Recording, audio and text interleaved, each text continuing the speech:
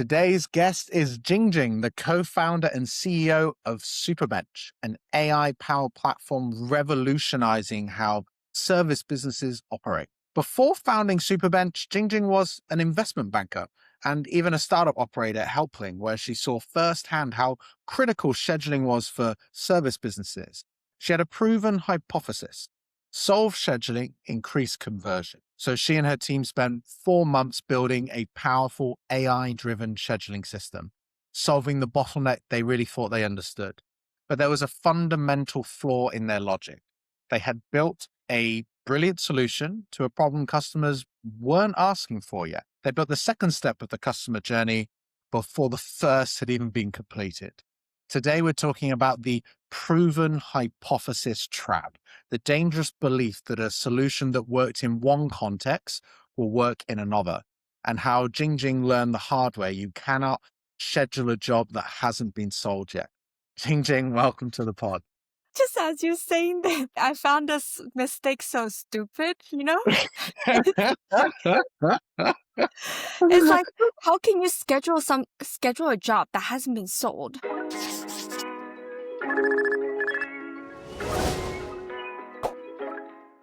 Yeah, right? It's common sense. Well, by the way, thanks for introducing me, but yeah, it's such a common sense. Why does she make that mistake? I don't know. Like, it was just like Well, we're going to dig in. We're going to dig into why. Why did you feel that was like such a sure bet, right? What was the kind of core assumption that brought you to, hey, let's help them schedule to get conversion? Well, it's so before we decided, this is the problem we're trying to solve, my co-founder and I, we sat down for like 3-4 months to do ideation. So the key thing is we are looking for things that we know better than other people in terms of industry. And number two, based on our skill set, I know I'm very passionate about sales. I can do 8 sales calls and then still go to the gym and feel like I'm jacked. Sure. Whereas my co-founder loves building product that people love. So together, and then now there's a new technology, AI, right, in the picture. Then what do we automate? What do we solve? That's number one. It's a big problem in terms of many people are impacted by this problem, and it's an expensive problem for business as they grow. They have to, if they don't solve it, it's going to get very expensive. Yep. And it's also a problem constrained by one geographic. So a lot of countries have this similar problem. So going back, my experience running Helpling as a platform, because we don't run it as a marketplace model, it's almost like agency model. So imagine all the service staff, consider them as a full-time headcount under Helpling's umbrella. So we are responsible to fill them up, right? It's easy to fill up 1 or 2 people, but when you try to fill up 1,000 people, and when you have hundreds of jobs coming in every day, that becomes a logistic nightmare. Time out, guys. Lots of you are watching. Lots of you are learning from the founder fuck-ups that we've all gone through. But please do me one little teeny favor and subscribe so that we can keep growing the channel and get more great founders on. Back to the episode. Pretty much. Yes. You can do it. I'll give you a spreadsheet. I'm sure you can do it. I think you figure out how to match a job probably within 10 minutes. I hope so. If I give you the right data. Yeah. But it gets very complicated when you have a lot more people. So the biggest bottleneck, the biggest issue for Helpling was we have to match a job to a service provider fast and accurately. Without that, a job is not sold, right? The job, like the sales process, is incomplete. The client can still leave you because they don't know when the job is actually confirmed.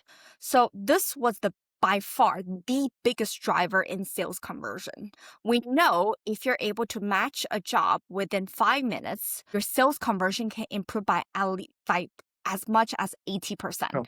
I have proper data on this. Okay. I literally, just to add, I literally chose a service provider today. I reached out to 3 and I chose the first one that got back to me. So I get exactly what you're talking about. And not just getting back to you. The first one got back to you saying yes to your slot or tell you no, but proposing a different slot. We found that it's okay to say no, I'm not available for the slot you prefer, but you have to propose the new ones. Yeah. Like that. Yes. And the customers, they're okay with the new proposed slots. And that's how we can do schedule optimization. So one staff, think about, imagine in your calendar, right? You have one aircon team, the full, like maximum utilization is 8 jobs a day. Yeah. Anytime when they travel, anytime when there's an empty gap, that's called losing money. In our mind, literally, it's like making money, losing money, Yeah. making money, right? So you want to pack it up as much as possible. So all the jobs need to be very, very close to each other, better walking distance in the same condo. But it's really hard when you have so many jobs coming in at a different time, different preferred day. Obviously, everyone prefer to do their home maintenance on Saturday morning. Yeah. Yeah. Then you have to reschedule a lot of jobs. So that was the biggest problem. So we were like, oh, Helpling has this problem is not solved. Sales conversion does not improve. We know this. Number two, Helpling had the most people sitting behind to do this job. So it's very expensive, important role to handle. And we know this after speaking to 200 companies. All companies think this matching sales coordination job is the most important job that in the company. Without that function, the sales does not move. The field guys doesn't have job either. So okay, great problem to solve. It sounds very good to investors as well because we're not solving a sales problem. I'm excited. I'm excited right now. Yeah, because we know sales doesn't move because of this part. Right? So it's like, okay, it's a great problem to solve. And how can we solve it? Well, I know it. We had a team of people doing manual scheduling. Regardless how many jobs you have, they can match within 5 minutes. I have a system. I showed them the spreadsheet. I was like, okay, step 1, you check the travel distance. Step 2, you better propose a slot. By right, you always propose a slot. You never say yes to a slot, right? Yeah. And you try to move the client, always try to schedule to a non-peak slot first, then saying yes to a peak slot. So we have logic behind, it's pure logic driven. And all we need is use Gen AI to translate the algorithm's decision in the back end. That's it, right? You just need to do the translation job.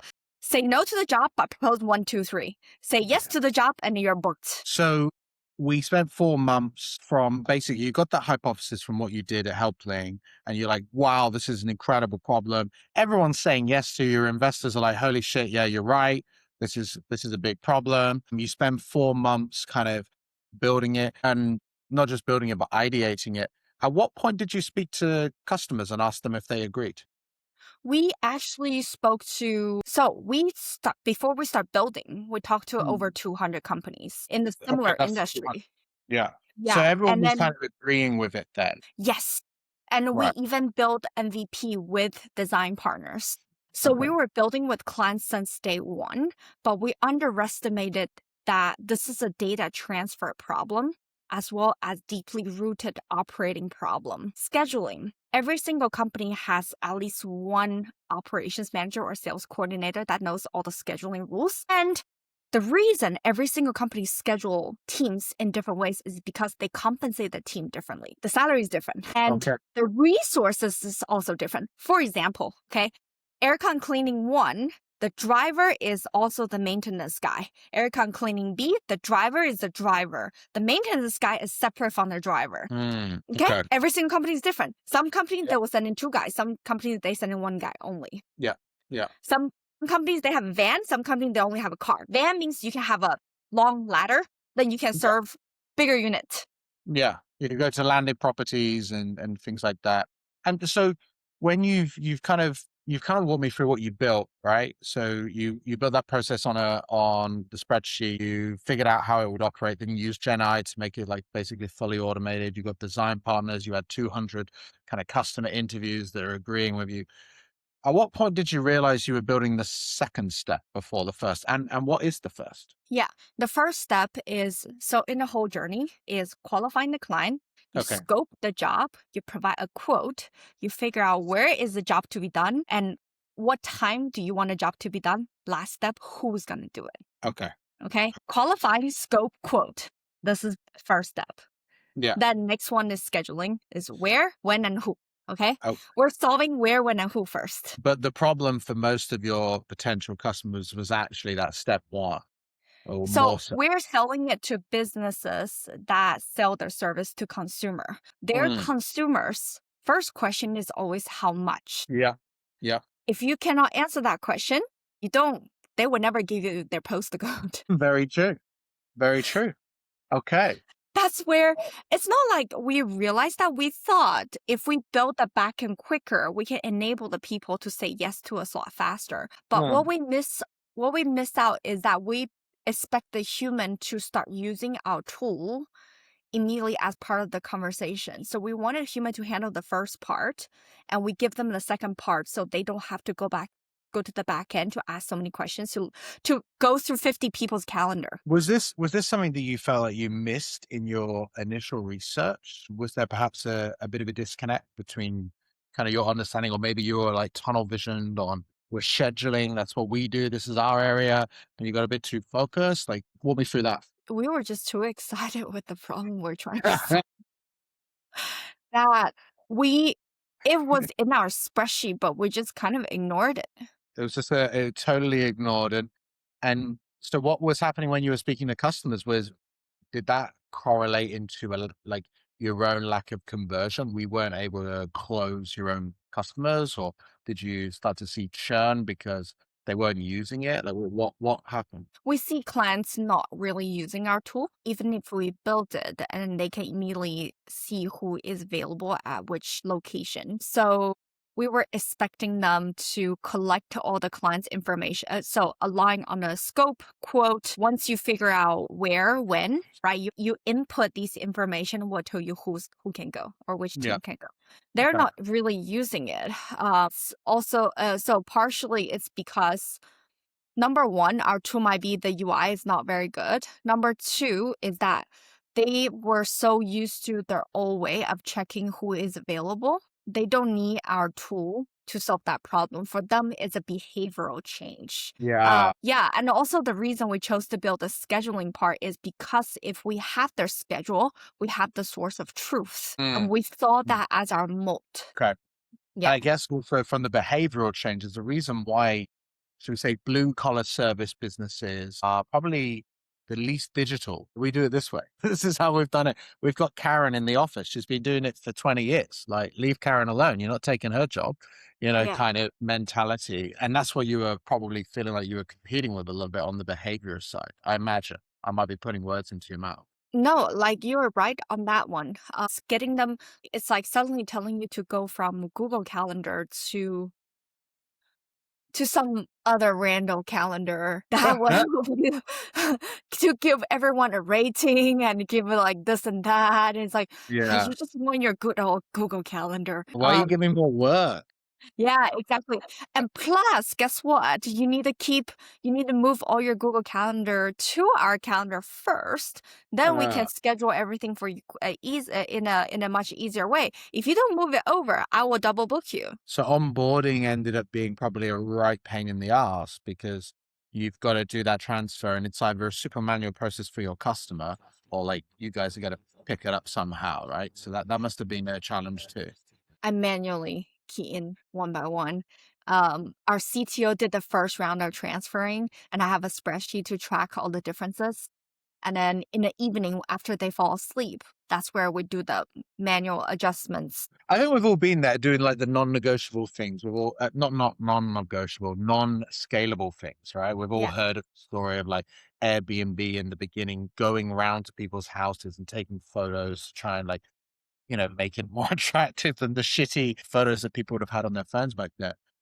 Yeah. But that must have been really challenging. Obviously, we lost 4 months, which isn't the end of the world, but there's a cost to that. There's a morale, there's runway, there's all these things. How did you keep the team sort of motivated through that after basically not quite throwing away 4 months of work, but kind of focusing in the wrong area? Like how did you lift spirits, get people cracking on doors again? It was tough because it was just three of us. Thank Mm. goodness there's three of us, not two. Yeah. Three of us came together. We had to vote. You had to vote for one direction. Very Either we stop. democratic.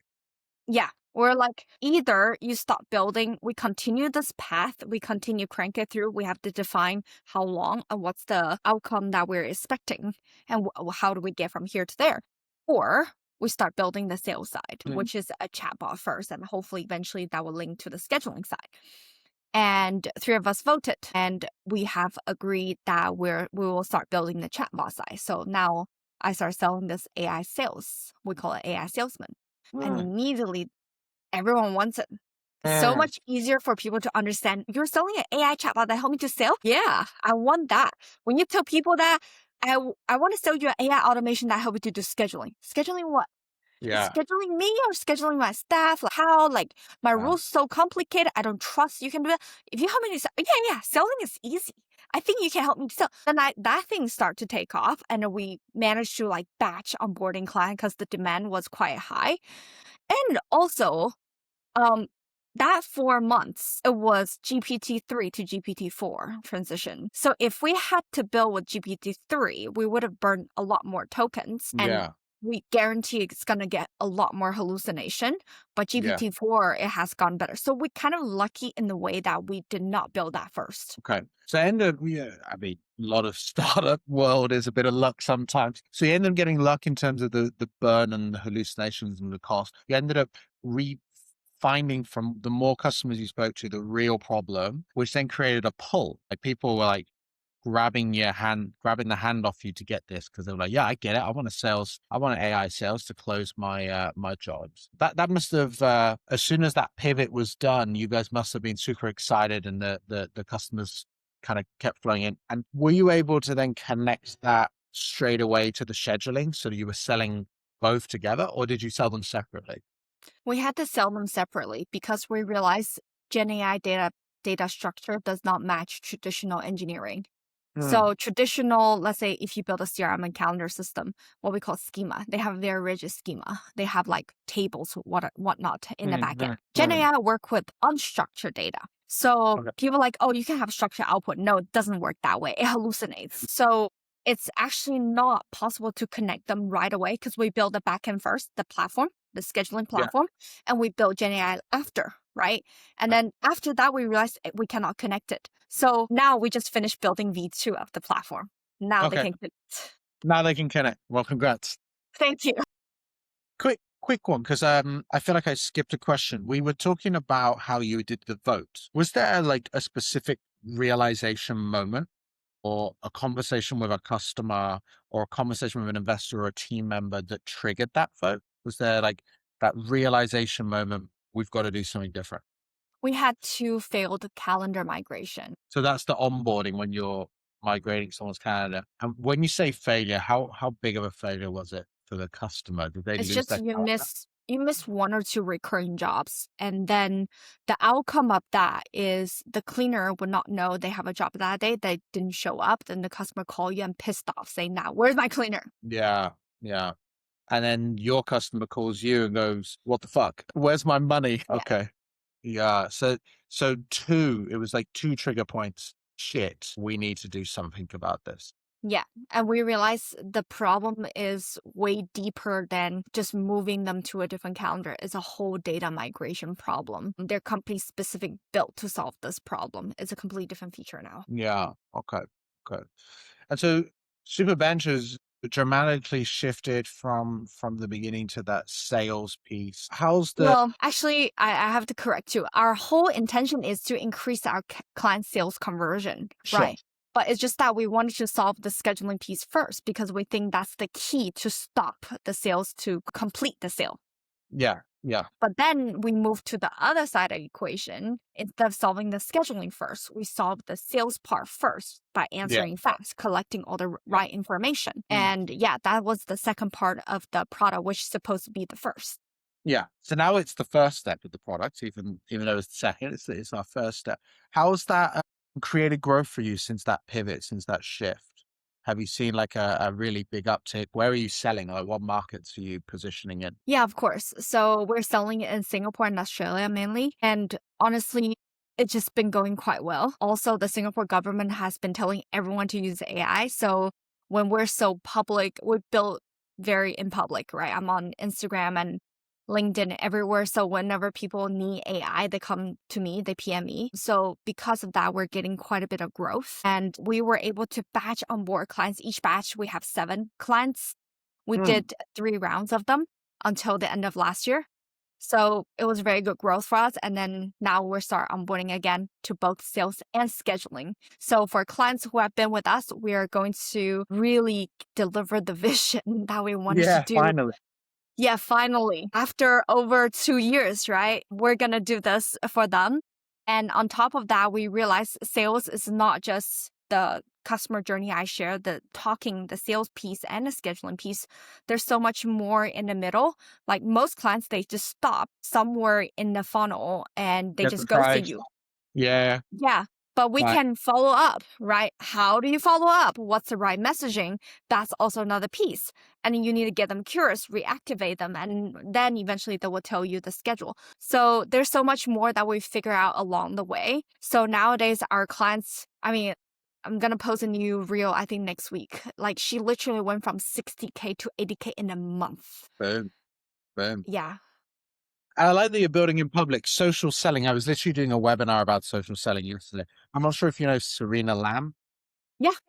Yeah, so Serena was talking, obviously she does fuzzy AI, but yeah, the social selling is really powerful. And do you find that to be a really great channel for these more blue collar service businesses then, I guess, because of the Instagram rather than LinkedIn? Yeah, Because of course. yeah, go on. Instagram and TikTok and YouTube. I need to get on those channels. I don't have any social media. I'm free from the world. You got a scar from somewhere. I posted about Serena like last week because Oh, you did? Serena, me, and Sherry, three of us, we call ourselves we're the beauty corn, beautiful unicorn. I love it. I love it. Yeah, you I see, should laugh that hard. I should laugh that hard. yeah, yeah, like we were eating dragon fruit in a park, and then I saw Serena's tongue turn purple. I was like, that aligns with unicorn's color. I was like, guys, stick her tongue out. I need to take a selfie, and I took a selfie, and that's the photo I posted. Okay, I need to go check it out. I haven't seen this. I need to see it. Before we digress, we've got through your founder fuck up, right? We kind of built on a hypothesis that was perhaps incorrect, well, was incorrect, and kind of pivoted the business. Luckily, quickly enough that we didn't kind of run out of revenue or run out of cash, and so we're in that position. You've now found an opportunity where people are kind of like pulling themselves to. They're like, "Hey, I need this service. Hey." So you're kind of getting that mainstream's the wrong word, but you know, you're getting some good adoption. What would you advice could you give to another founder? Because there's, I would say, half my audience are aspiring founders, right? And so, what advice would you give them if they think that they've got this proven hypothesis and they're ready, raring to go, just like you were, just how passionate you were when you were describing this proven hypothesis? What advice would you give them? Sorry. You know, I saw your question. I was like, retrospectively, would I take the same path? I think I probably would. Could I do it faster? Potentially. But we really need to go through 2 rounds of failed onboarding to really learn that this is not the right order to start. And also, we accidentally got lucky that a newer model was released. And so the first part, the sales agent becomes a lot better. And we see Yeah. the proper product that we can build from there. If we started out with GPT-2 or 3, we actually did. That was just not a product. We just saw that thing hallucinate. Ask you, like, this guy was like, I need to book a cleaner for my mom's place. And then AI literally asks, is your mom a guy or a girl or something like that? Because they need to know, like, they need to know whether they have gender preference for the cleaner. There's stupid things like this that happened Right. before, right? So yeah, I guess the moment you realize you're in a dead end, you need to have that courage to pivot and also bring the team along to pivot. It's good to have 3 people on the team, not 2, even if Yeah. I have one quick question because you've alluded to this twice now. That we need to have at least 3 people. Did one of the team members vote the other way? Okay, so if it was 2, it would have been headlock, is what you're saying. I just wanted to check. Jing Jing, thank you so much for coming on the pod and sharing your story with us. If people want to get in touch, I'm going to tag her anyway. Thank you so much.